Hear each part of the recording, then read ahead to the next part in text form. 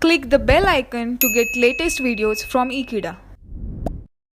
Hello friends, we'll be discussing certain details about a complex problem on admission of partner.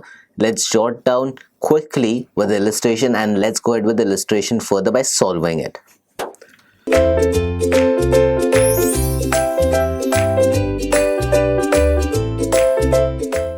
So as you know, whenever a partner is supposed to be admitted, we understand that we have to calculate sacrificing ratio. But what if we have certain complexity in that problem? How do we go ahead with the problem when you already know that you just have few minutes or couple of minutes to solve this problem and find out the correct answer for it? So this is where we'll be helping you out.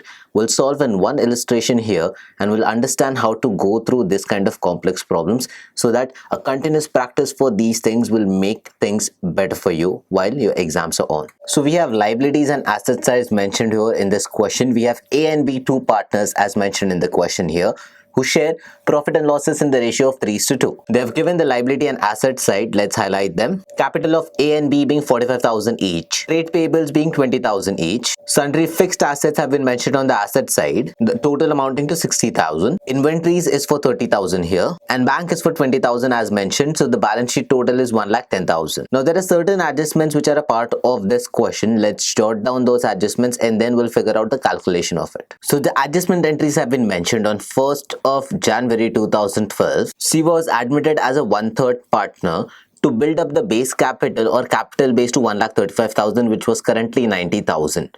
C agreed to pay 60,000 on it. Now we have to prepare the capital account for partners and pass the journal entries for admission. So let's go ahead and prepare the same thing. But before we could do that, let's go ahead and prepare certain adjustments or rather certain workings on this, which will have like new profit sharing ratio, old profit sharing ratio, etc. So if you can see this adjustment, old profit sharing ratio was 1:1, new was 1:1:1 because C was admitted as 1/3 partner. Now C decided to bring in 60,000 and this was built or this was done to bring the total capital from 90,000 to 1,35,000. So ideally C whatever brought in amount and 1/3 of that specific partner's capital, that is 45,000. So 60,000 is the amount that he has brought in, out of which 45,000 is his capital amount which will be taken off. So balance 15,000 is the goodwill that is supposed to be calculated. So that's the hidden goodwill here. So the total goodwill to be calculated here is 15,000 for 1% into 3, which gives you 45,000 is the value of the total goodwill. Now let's prepare the journal entries. So the first journal entry is bank account debit to C's capital amount 60,000, which is the total amount of capital that or rather the total amount C has got into the business. The next one is the amount of goodwill that C got in has to be equally segregated between A and B. So that is 15,000 was the amount of goodwill. A will get 7,500, B will get 7,500. Now the same amount which has been transferred to A's and B's capital, A and B have withdrawn that amount for equal, that is 7,500 by A and 7,500 by B. So this is the entry that we pass.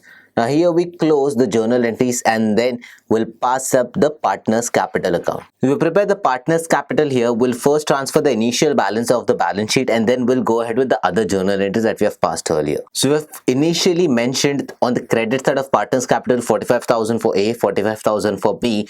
The reason being that's the initial balance that they had.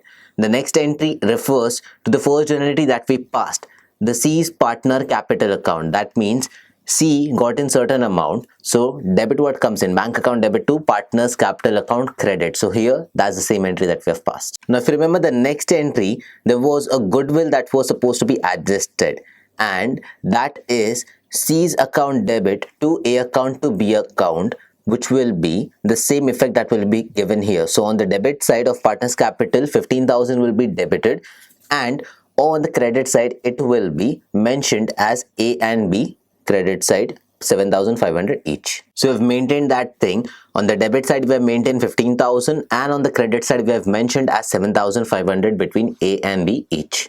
Now we'll mention the last entry, that means the amount that was withdrawn. So A account debit, B account debit to bank account was the entry passed. So on the debit side will be by bank and on the bank's account credit side it will be by A and B. But here we just have to show the debit effect. Now let's figure out the balance of partner's capital and tally the balance sheet or rather the partner's capital account. So for A the credit side total is 52,500 and on the debit side it is 7,500 Additionally, that has been mentioned. The balance is 45,000. Similar thing happens for B, the same balance. For C, on the credit side it is 60,000 and on the debit side it is 50,000. So the balance which is left is 45,000 because 60 minus 15 gives you 45. So this is where we mark the closure of this sum. In this specific illustration, we have understood how to calculate the hidden value, what all things you need to understand whenever admission of partner happens, and what are the other formalities that you have to take care of. So I hope this illustration was clear about having complex problems in admission of partner and how to get them resolved. So thank you for watching this video. Stay tuned with eKida and keep subscribing to eKida.